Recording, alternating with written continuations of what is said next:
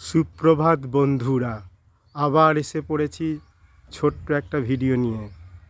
আজকে যেটা দেখাবো সেটা আমার গাছের গন্ধরাজ লেবু। প্রচুর সেন্টেড এবং ভরপুর রস থাকে।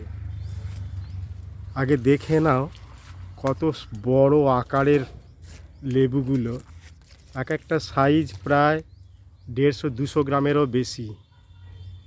দেখো থোক থোক করেও হয়েছে, দেখতে পাওয়া যাচ্ছে।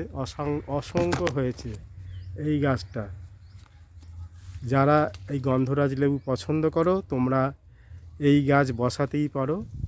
খুব বেশি পরিচর্যারও প্রয়োজন হয় না, মাঝে মাঝে খোল জল আর জল দিলেই হবে। আর প্রচুর ফলনের জন্য যদি করা হয় তাহলে অবশ্যই ভার্মি কম্পোস্ট, কিছু বনডাস্ট এইসব দিলেই এই গাছ হয়ে যায়। আমি বলবো যারা এই গাছ করতে চাও তোমরা আমার সঙ্গে যোগাযোগ করতেও পারো।